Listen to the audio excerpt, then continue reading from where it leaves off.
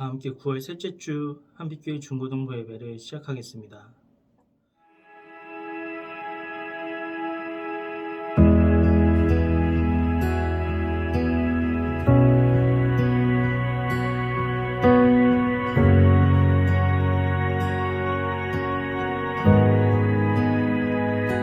주님 놀라우신 길을 만드는 기적의 주 어둠 속의 빛 그는 나의 하나님 약속을 이루시는 분 기적의 주 어둠 속의 빛 그는 나의 하나님 주 예수 이곳에 계셔 나 경배해 주 경배해 이곳에 운행하시며 일하시네 주 경배해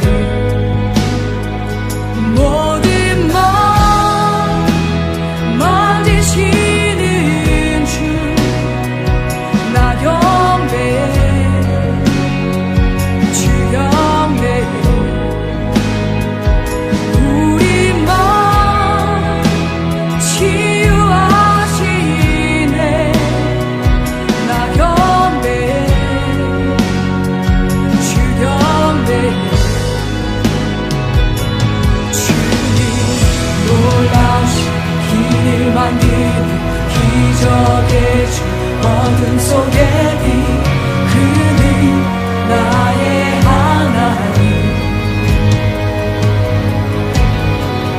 약속 이루시는 기적의 주 어둠 속의 빛 그는 나의 하나님 모든 삶 돌이키시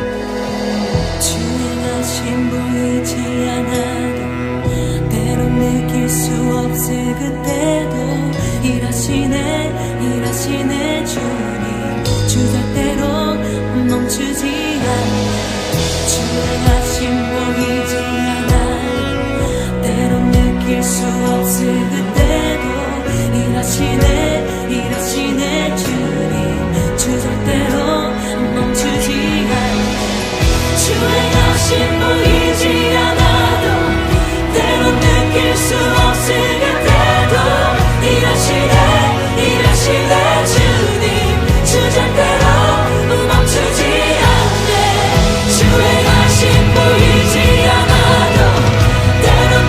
수 없을 그때도 일하시네 주님 주 절대로 멈추지 않네 놀라신 길을 만든 기적의 주 어둠 속에 빛 그는 나의 하나님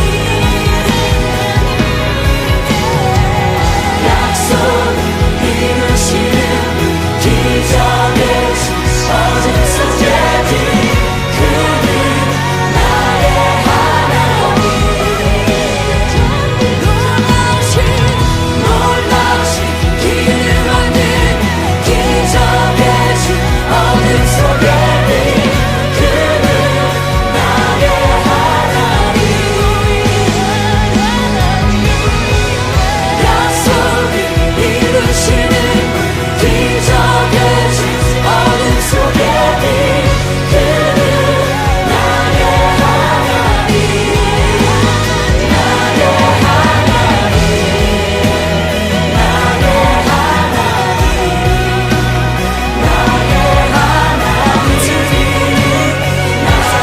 하나님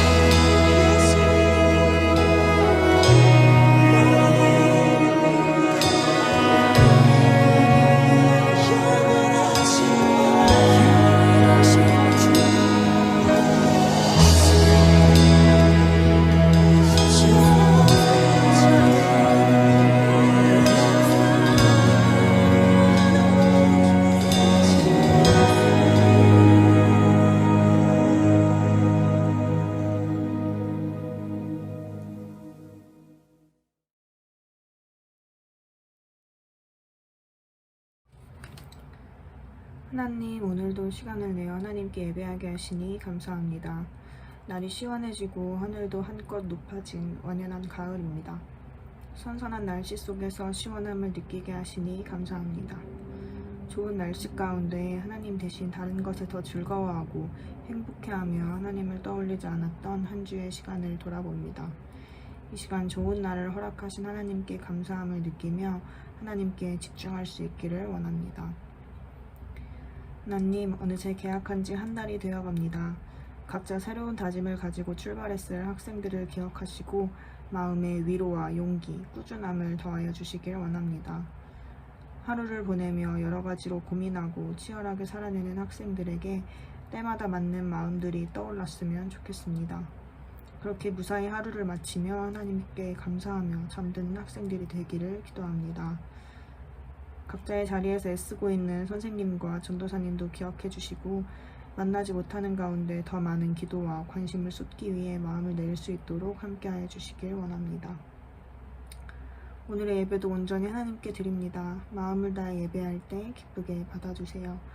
언제나 우리에게 사랑과 용기를 더해 주시는 예수님의 이름으로 기도합니다. 아멘.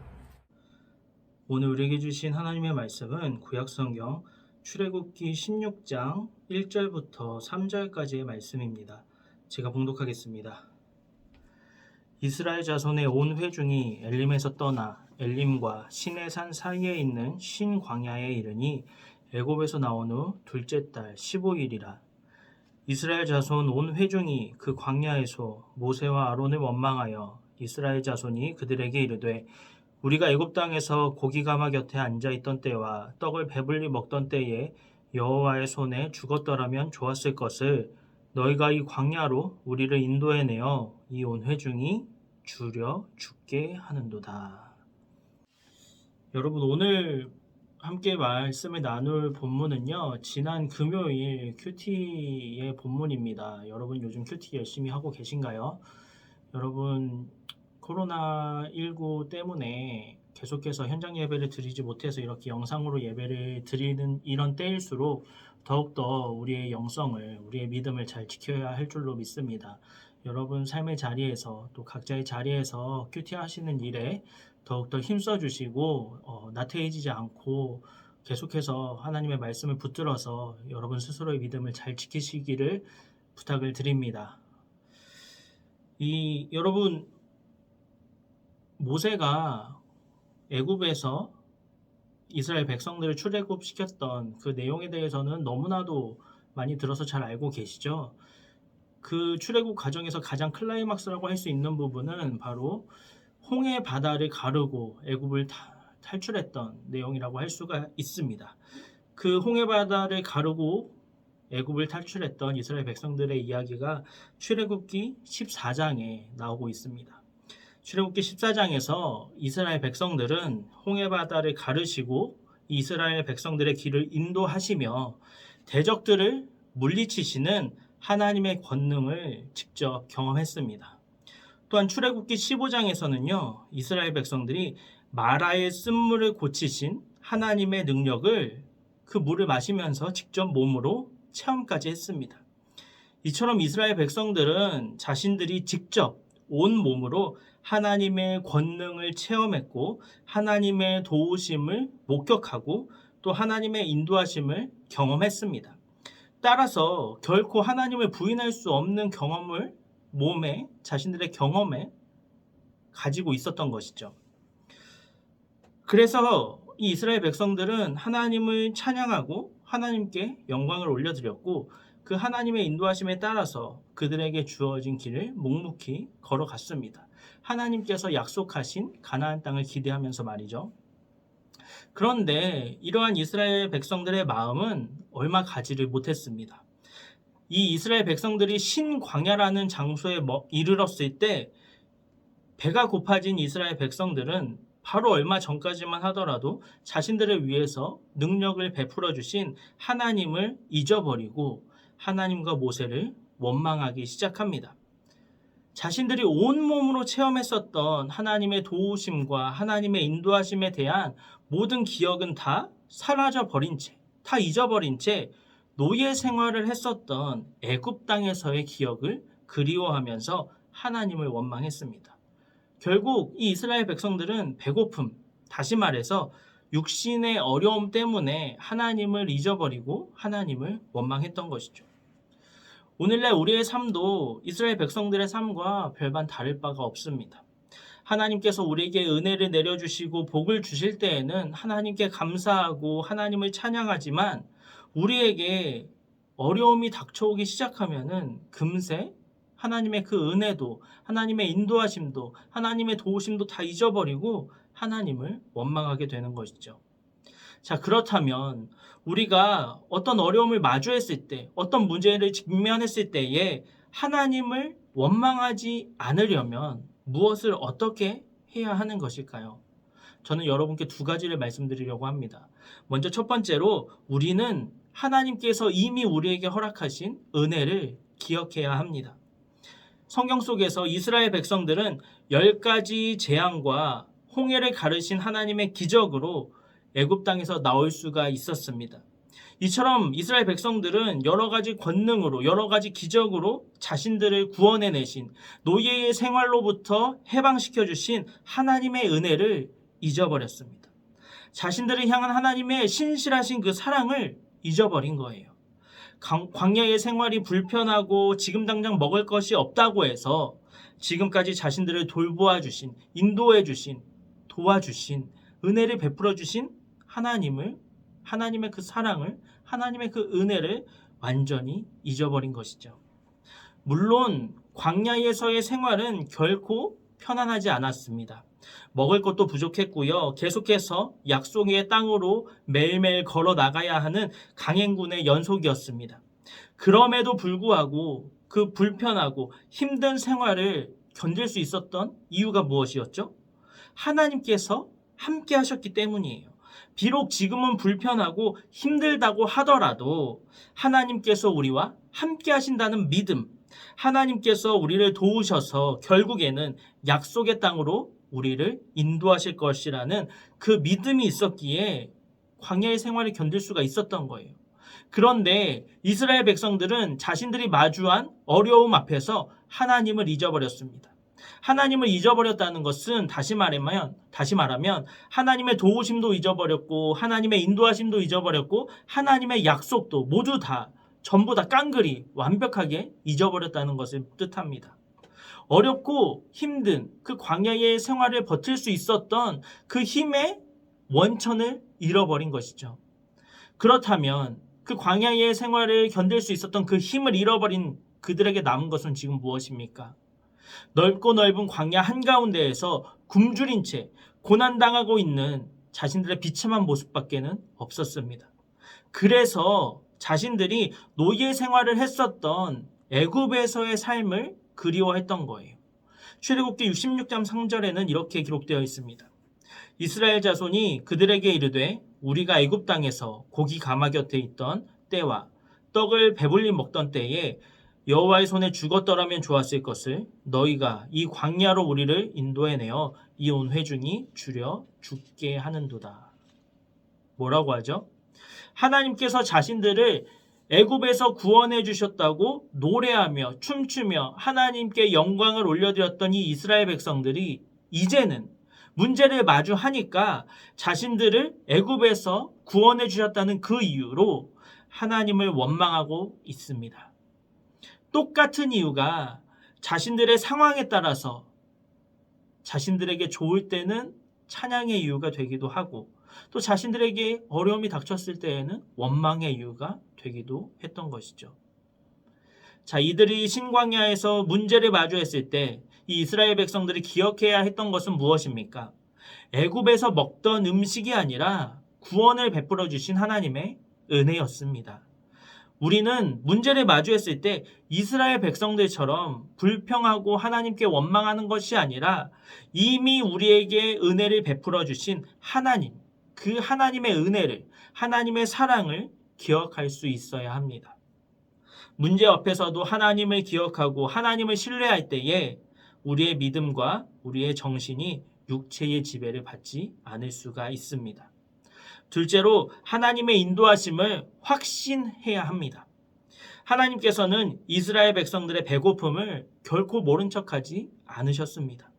그들을 애굽에서 인도해내신 능력의 하나님께서 자기의 백성들을 굶주려 죽게 만드실까요? 결코 그렇지 않습니다.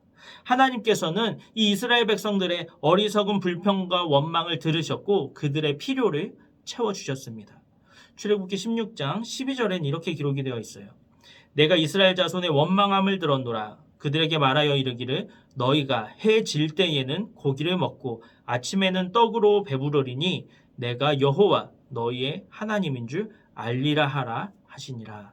아멘. 자, 이스라엘 백성들이 겪었던 광야에서의 어려움은 이 굶주림이 첫 번째가 아니었습니다. 출애굽의 과정에서 이미 이스라엘 백성들은 수많은 어려움을 겪어왔어요. 바로 왕이 이 이스라엘 백성들 출애굽을 허락하지 않기도 했었고요. 홍해를 만나기도 했었고요. 쓴물이 나는 마라의 연못을 만나기도 했었습니다. 하지만 이러한 어려움을 마주할 때마다 하나님께서는 놀라운 권능으로 그 모든 어려움을 이기게 하셨습니다. 10가지 재앙으로 바로의 마음을 돌리셨고요. 홍해 바다를 가르셨고요. 쓴물이었던 마라의 물을 달게 변화시켜 주셨습니다. 그러므로 이스라엘 백성들은 이 굶주림이라는 또 다른 어려움을 마주했을 때에도 이전의 경험을 바탕으로 이전에도 어려움을 이기게 하셨던 하나님을 신뢰함으로 이번에도 변함없이 하나님께서는 우리를 도우실 것이다. 이렇게 신뢰하며 하나님을 기다려야 했지만 그렇게 하지 못하여서 그들은 결국 하나님을 원망하게 되었습니다. 만약에 이 이스라엘 백성들이 가나안 땅으로 인도하시겠다는 하나님의 그 약속과 인도하심을 확신했다면 원망보다도 앞으로 베풀어 주실 하나님의 도우심을 기대했을 거예요. 이처럼 문제를 마주했을 때 어떤 위기의 상황에서 우리가 해야 할 일은 우리가 마주한 문제를 해결해 주시고 이전에도 우리를 인도하셨던 그리고 지금도 우리를 인도하시고 앞으로도 우리를 인도하실 하나님을 신뢰하는 것입니다. 하나님께서 우리를 도우시고 인도하신다는 사실을 확신하는 것입니다. 시편 23편 1절을 보면요. 다윗은 여호와는 나의 목자시니 내게 부족함이 없으리로다 라고 고백을 했습니다. 다윗은 배반과 핍박과 수많은 죽음의 위기 속에서 여호와 하나님만이 나의 목자이심을, 자신의 목자이심을 신뢰했습니다. 그래서 어려움을 마주했을 때에도 하나님께 부르짖고 기도했습니다. 원망했던 것이 아니에요. 하나님께 부르짖었다는 것은 하나님께 원망하고 내게 왜 이런 일을 겪게 하십니까? 불평했던 것이 아니라 하나님 나를 도와주십시오. 내가 하나님께 부르짖으면, 내가 하나님께 기도하면 하나님께서는 변함없이 이번에도 나를 도우실 것을 확신하고 나를 인도하실 것을 신뢰했기 때문에 다윗은 부르짖으며 하나님께 기도했던 것입니다. 다시 말해서 다윗은 선한 목자 되신 하나님께서 자신의 필요를 채우시고 어려움을 이기게 하시고 결국에는 푸른 초장과 쉴만한 물가로 자신을 인도해 주실 것이라는 것을 믿었던 것이죠. 우리도 이처럼 어려움을 마주했을 때에 하나님께서 이미 우리에게 베푸셨던 은혜를 기억하고 하나님께서 우리와 함께 하시고 우리를 선한 길로 인도해 주신다는 그 사실을 신뢰해야 합니다. 이 믿음으로 살아갈 때, 이 신뢰와 이 확신과 이 믿음으로 살아갈 때 오늘 내게 어떤 어려움이 닥쳐올까 두려워하지 않을 수 있고 어려움 앞에서 하나님을 원망하지 않을 수가 있는 것입니다. 사랑하는 한빛교회 학생 여러분, 참으로 힘든 시기잖아요. 여러분 모두 학업 때문에 힘들고 또 수험생 학생들은 또 대입 때문에, 입시 때문에 너무나도 힘들고 또 코로나의 상황과 계속된 여러 가지 학업의 스트레스와 또 친구들과의 관계와 선생님과의 관계 등등 여러분 너무나도 힘들고 지친 상황이잖아요. 하지만 그럴 때일수록 하나님을 원망하고 불평불만하고 하나님의 곁을 떠나는 것이 아니라 더욱더 하나님을 붙들고 더욱더 하나님께 부르짖고 나와 함께 하시고 나를 도우실 하나님을 신뢰하시기 바랍니다. 오늘 하루의 삶 속에서 하나님께서 우리에게 베푸신 은혜를 기억하시고 하나님의 인도하심을 신뢰하심으로 우리가 마주한 어려움을 이기게 하시고 우리를 선한 길로 인도하실 하나님을 기대하고 감사하며 살아가시는 저와 여러분이 되시기를 예수님의 이름으로 축복합니다. 기도하겠습니다. 살아계신 하나님, 우리의 시야는 너무나 좁아서 나무를 보느라 숲을 보지 못하는 경우가 너무나도 많이 있습니다. 신앙생활에서도 어려움을 마주하면 그 어려움을 바라보느라 그 어려움보다 더 크시고 그 어려움을 이기게 하시는 하나님을 바라보지 못해서 하나님을 신뢰하지 못하고 하나님을 원망하기도 했습니다. 주님, 이러한 우리의 연약함을 불쌍히 여겨주옵소서. 어려움을 마주할지라도 주님을 바라볼 수 있도록 우리의 영적 시야를 넓혀주셔서 어려움 앞에서 주님을 원망하고 불평하는 것이 아니라 이전에도 수많은 어려움을 이기게 하셨던 주님의 은혜를 기억하게 하시고 새롭게 찾아온 어려움 또한 넉넉히 이기게 하실 주님을 신뢰하게 하여 주옵소서. 그리하여 우리의 삶이 원망과 불평의 삶이 아니라 감사의 삶, 만족의 삶, 찬양의 삶이 되게 하여 주옵소서. 우리 주 예수 그리스도의 이름으로 기도합니다. 아멘.